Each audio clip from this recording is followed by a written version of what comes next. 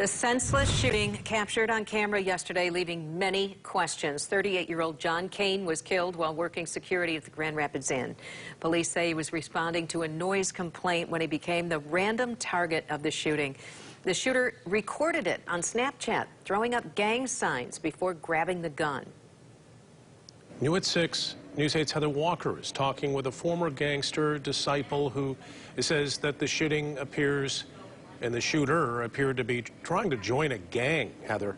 Yeah, the expert I spoke to was a member of the gangster disciples in Chicago for years, following in the footsteps of his father, who worked with Larry Hoover, he is the founder of the disciples. Today, he sat down with me to watch that video, which he says appears to be an audition.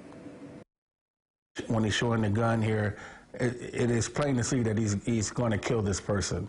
Right away, former disciple Willie Watt began noticing key points. And I also noticed that the music playing in the background is a well-known disciple in Chicago. Watt grew up in a disciple home, later becoming a disciple himself. But when he got out of the gang, he decided to help kids avoid the life. So right here he says pitchforks up, and the Star of David that he closes them in.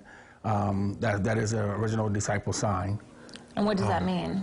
That's showing that you run with the disciples. Looking at it, he wants to pull this guy into the room, but the guy's not coming in. And right here he's showing his gun to the camera, which means that he was going to try to do the killing in front of the camera to prove to somebody or auditioning somebody. Watt says in order to join, you can kill a rival gang member or someone random. But the rules are you can't get caught. He says that could explain the reason the shooter went home and, according to police, killed himself.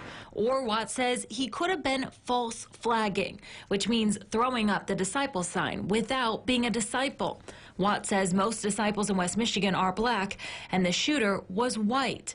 But the real reason may never be known. So I know we hear about these gang initiations, and I think a lot of people think that's just in the movies or that was back in the day, but this is still going on. This is still going on, even here in Holland. Watt says in Holland there are roughly 300 disciples, and in Grand Rapids, around 500 to 600. And they run strong. He says the gang problem has gotten worse because the community turns a blind eye. Watt says it's not until an innocent person dies that the community cares, adding, if we want to solve the problem, we have to provide kids with other opportunities. We have to lift up organizations that's in the community that's hands-on, that's trying to reach the young people in this town because they're not being reached. Good advice there. The victim's family in this case set up a GoFundMe to help with funeral expenses. He leaves behind a young daughter. We have that up right now at woodtv.com.